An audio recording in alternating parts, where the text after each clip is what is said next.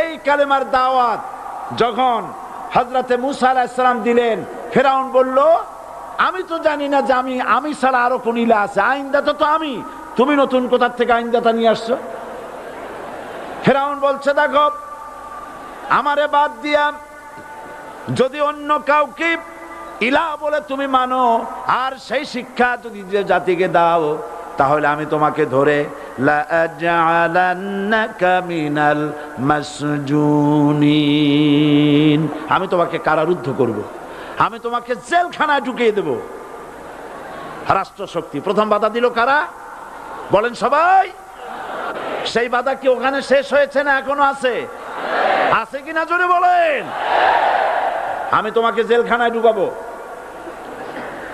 হযরতে মুসা আলাইহিস সালাম বলেন, ফেরাউন রে, জেলের ভয় আমি করি না, আমাকে জেলের ভয় দেখায়া লাভ নাই, আমি আল্লাহ পাকের পয়গম্বর হযরতে মুসা আলাইহিস সালাম। ফেরাউনের দলবল আছে, লোক লস্কর আছে, তার অস্ত্রের অভাব নাই। আল্লাহ রাব্বুল আলামিন মুসা আলাইহিস সালামের কাছে একটা অস্ত্র দিয়া দিলেন। দিছিলেন কিনা? দিছিলেন কিনা? আল্লাহ পাক হযরত মুসা কি বলেছেন, ওয়া মা তিলকা বিয়ামিনিকা ইয়া মুসা, মুসা রে তোমার হাতে ওটা কি? মুসা আলাইহিস সালাম বললেন, এটা লাঠি। আল্লাহ পাক বললেন, ফেলে দাও লাঠি। লাঠি ফালায় দিলেন, কি হয়ে গেল?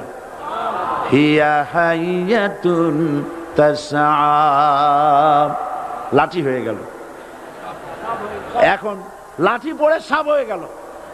সাপ দেখে নবী হোক, ওলি হোক, সাহাবী হোক আর আলেম হোক, সাপ দেখলে ভয় করে না মানুষের?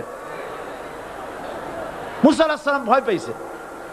আল্লাহ রাব্বুল আলামিন হযরত মুসাকে শোনায় দিলেন, খুযহা ওয়া লা তাখাফ সানুঈদুহা সিরাতাহাল উলা,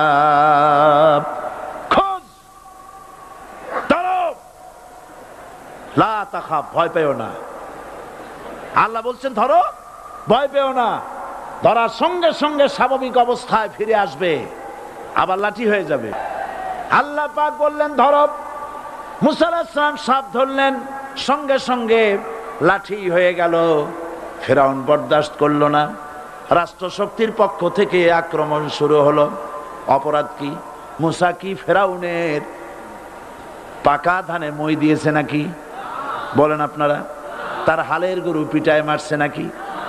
অপরাধ হলো তিনি আল্লাহর জমিনে আল্লাহর আইন প্রতিষ্ঠার কথা বলেছেন।